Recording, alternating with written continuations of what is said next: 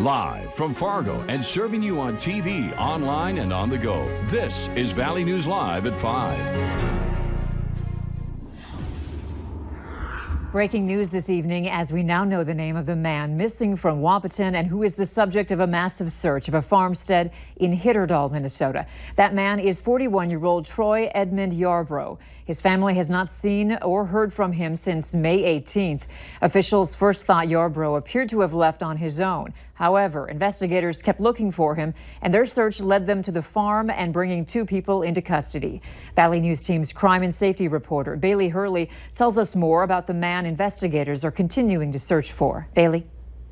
Thanks, Andrea. We know Troy Yarbrough's most recent address is at 97 7th Avenue in Wahpeton, but he's also been a resident of Hawley and Moorhead in the past.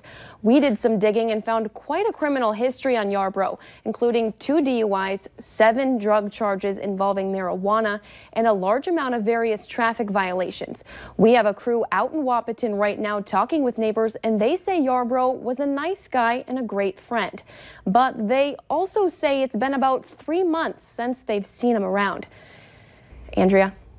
All right, thank you so much, Bailey, for that live report. But records from the Clay County Sheriff's Office show a Jane Doe booked into the jail Wednesday night on sudden death and body found charges, and also a John Doe booked early Thursday related to a search warrant. Stay with Valley News Live for more on this story. The 8-year-old girl who was attacked by a dog Wednesday night in Dilworth has been released from the hospital today. Family members tell us her bite wounds were so deep they had to be glued shut. They say she's still in a lot of pain but is doing well. The dog involved is being quarantined for the next 9 days because it was not up to date on its rabies shots. A garage in North Moorhead is a total loss after a fire broke out around 1 this afternoon. It happened at 1910 13th Avenue North. The fire also spread to a neighbor's garage, causing moderate damage to the siding, but neither house was damaged. No one was hurt. Investigators have not yet released a cause for the fire.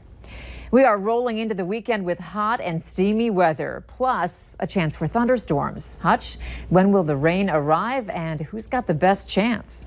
Well, as we take a look at the present radar loop over the last hour, the storms have been in our far northern counties and far western counties. So from Stutsman County straight up into the Benson County area, we're seeing some strong thunderstorms. A chance of anything huge hail-wise or the like is not likely.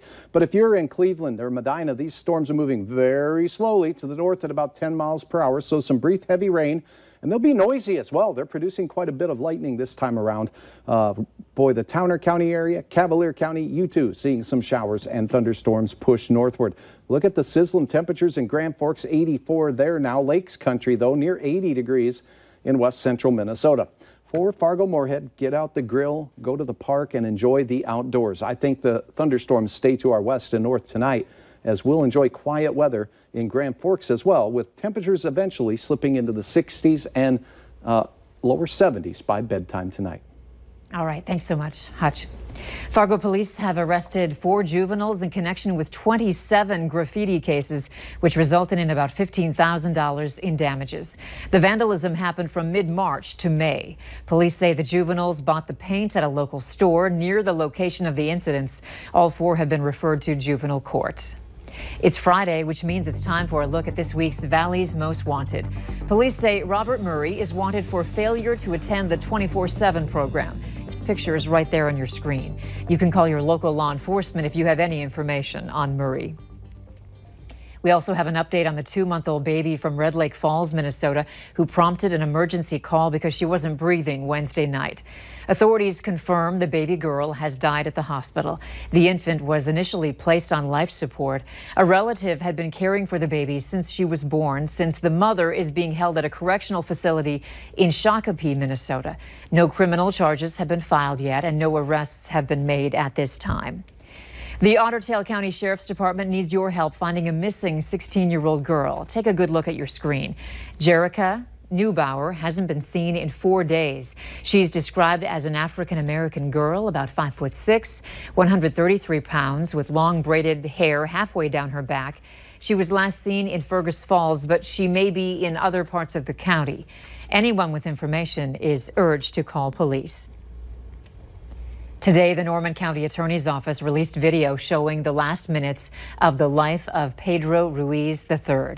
Ruiz's girlfriend, Mona Lisa Perez, pleaded guilty to manslaughter after shooting him in the chest with a large caliber gun in an incident that has been described as a YouTube stunt gone wrong. The video has been edited to exclude the point where Ruiz is shot, but he can be heard describing why he plans to go through with the stunt. To see the full video, go to valleynewslive.com and click on this story. A man who walked away from a Fargo halfway house after pleading guilty to a manslaughter charge is now charged in federal court with escape from custody. 29-year-old Sean Schroeder was arrested June 15th in South Fargo, a day after police and the U.S. Marshals Service alerted the public that the Dunseith, North Dakota native had walked away the previous day from Center Inc. halfway house in Fargo. According to court documents, Schroeder had been granted a 2-week furlough to get a psychological evaluation.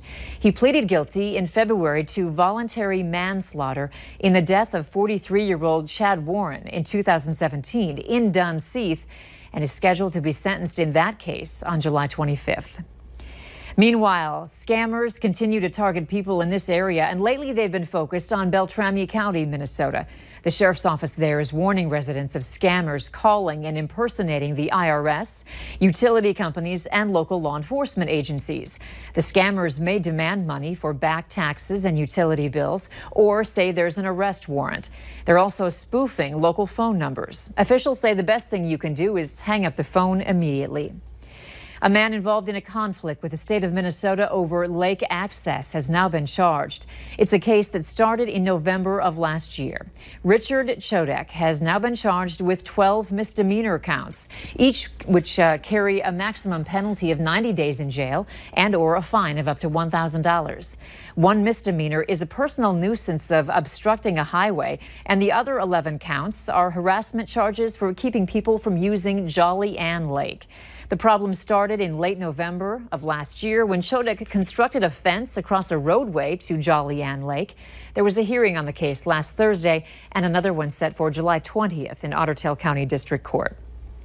From steaks to seafood, you can pretty much cook anything on the grill. And if you're looking to spice up your summertime food, Cashwise has a few options, including jalapeno brats and burgers and Swiss mushroom. If you're planning on having some people over for a fish fry, instead of the usual salt and pepper, go ahead and sprinkle some Seafood Magic seasoning or lemon pepper. Experts say the most important thing when you're grilling is to use a meat thermometer to make sure that all the meat is cooked to the right temperature. No more